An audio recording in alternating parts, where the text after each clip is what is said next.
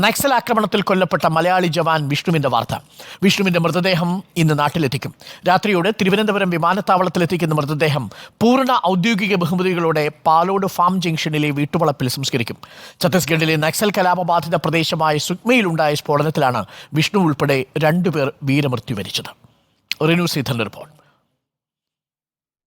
അരുൺകുമാർ, ഞാനിപ്പോൾ ഉള്ളത് തിരുവനന്തപുരം ജില്ലയിലെ പാലോടിനടുത്തുള്ള ഫാം ജംഗ്ഷനിലെ വിഷ്ണുവിൻ്റെ വീട്ടിലാണ്.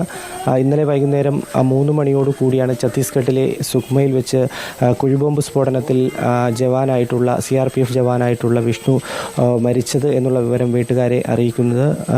അല്പസമയം മുമ്പാണ് ഞങ്ങളിവിടെ എത്തിയത്. എല്ലാവരും വലിയ രീതിയിൽ ദുഃഖത്തിൽ തന്നെയാണ് ഇവിടെ.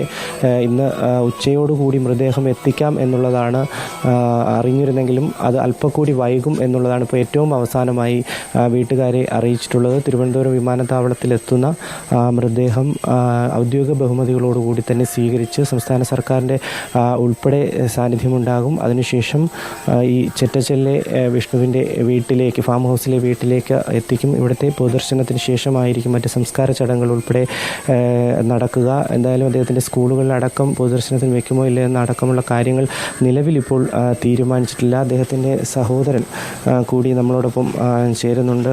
ചേട്ടാ, ഇന്നലെ എപ്പോഴോടുകൂടിയാണ് ഈ ഒരു വിവരം വീട്ടിൽ അറിയുന്നത്? 4:15 വൈകുന്നേരം 4:15. എന്ത് സംഭവിച്ചു എന്നാണ് അറിയുന്നത്? ID ബ്ലാസ്റ്റ് ആയിരുന്നു. ഇപ്പോൾ സംസ്കാര ചടങ്ങോ അങ്ങനെ മറ്റെന്തെങ്കിലും തീരുമാനിച്ചിട്ടുണ്ടോ? തീരുമാനിച്ചിട്ടില്ല. ഇന്ന് രാത്രി 1:30 മണിക്ക് എത്തുമെന്നാണ് പറഞ്ഞിരിക്കുന്നത് തിരുവനന്തപുരം വിമാനത്താവളത്തിൽ. അപ്പോൾ ബാക്കി പിന്നീട് ആലോചിച്ചിട്ട് തീരുമാനിക്കും.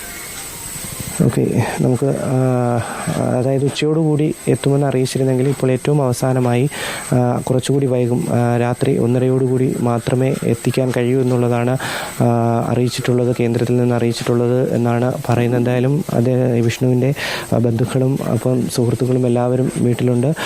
ഒരു 1.5 മാസം മുമ്പാണ് പുതുതായി വിഷ്ണു ഒരു വീട് തൊട്ടടുത്ത് തന്നെ താന്നിമൂട് എന്ന് പറയുന്ന സ്ഥലത്ത് നിർമ്മിച്ചത്. അതിനുശേഷം അവിടെയായിരുന്നു താമസം. കുടുംബവുമായി ഭാര്യയും 2 മക്കളുമാണ് അദ്ദേഹത്തിന് ഉള്ളത്. എന്തായാലും ഇന്ന്, അതായത് ഇന്ന് പുലർച്ചയോടുകൂടി എത്തിക്കുന്ന മൃതദേഹം പൂർണ്ണമായ ഔദ്യോഗിക ബഹുമതികളോടുകൂടി തന്നെയായിരിക്കും സംസ്കരിക്കുക.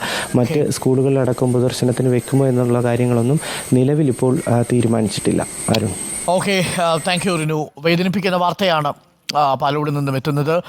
ഇന്ന് രാത്രി 1:30 കൂടിയായിരിക്കും വിഷ്ണുവിൻ്റെ മൃതശരീരം കൊണ്ടുവരെ ഛത്തീസ്ഗഡിൽ സിഗ്മ എന്ന് പറയുന്നൊരു പ്രദേശം, ആ പ്രദേശത്ത് വെച്ചാണ് ഉഗ്രസ്ഫോടനം ഉണ്ടായത്. ഈ സുക്മയിൽ ED ഡിവൈസ് ആണെന്നാണ് നമ്മൾ മനസ്സിലാക്കുന്നത്.